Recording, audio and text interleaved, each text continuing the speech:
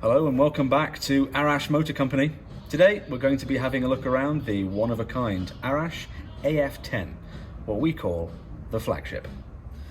So, the Arash AF-10, named AF-10 because of the V10 engine that was originally placed in the back.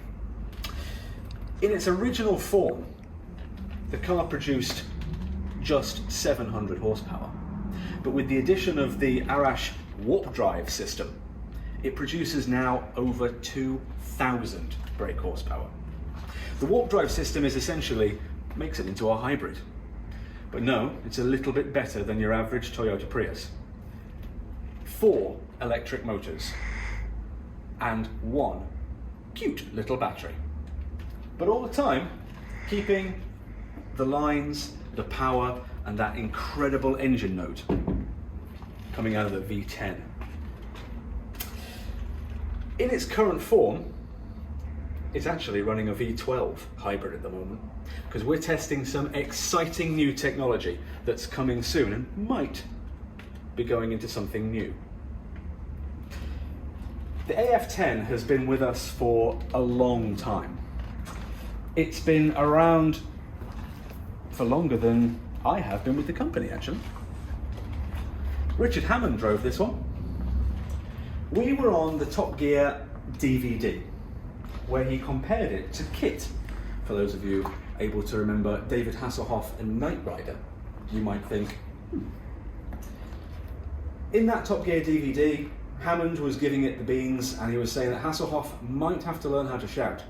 That's mainly because of the humongous sound as well as the power that comes out of this power plant. So I'll invite you to have a little look inside the car as well. This was all bespoke. Arash wanted the interior to feel like a fighter pilot. From everything, the handmade, hand-stitched leather seats, the Alcantara steering wheel, and all of that carbon fiber swathed within the interior.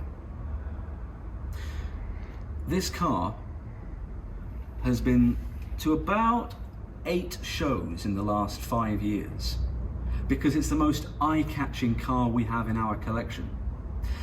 Before the pandemic, which we unfortunately are still part of, it's just come back from Monaco. Well, it had come back from Monaco, where the Crown Prince of Monaco parked it outside and said, "This is the feature." The feature.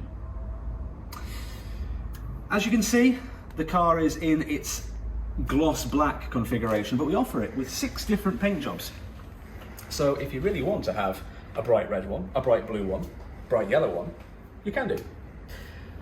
The car itself was styled originally by a young man who took the design elements from the Ferrari Enzo.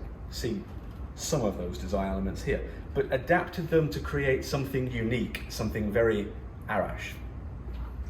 So if you move around to the front of the AF-10, you'll see the aerodynamics of the 10 are something to behold. I mentioned earlier it was inspired by the Ferrari Enzo, and you notice some similarities, but this one has got this massive grille here. This front wing produces just as much downforce as the rear. The air gets smashed into here, the front wing sucks the air in, and all up here, massive downforce because the air is whooshing straight over the top there and then hitting that rear wing. The car was designed around the air, and how the air flows over the car dictated its shape, its form, and ultimately its top speed and performance. Speaking of performance, an indicator of a car's performance can usually be found in its wheels.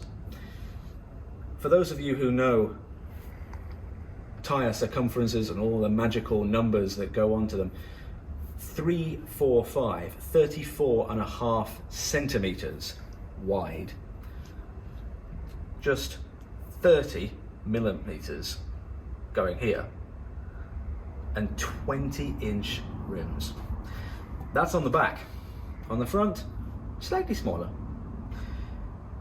This car needs every centimetre of traction, because when you've got 2,000 brake horsepower under your right foot, you want to launch that as quick as possible. You don't want to be sat spinning your wheels and burning your rubber, unless you're into that sort of thing. So there you have it, a brief tour around the Arash AF-10, the flagship. For more information, visit our website, have a look at Instagram, visit us on Twitter, YouTube, or Facebook, maybe even LinkedIn. Hope you enjoyed. Gotta go.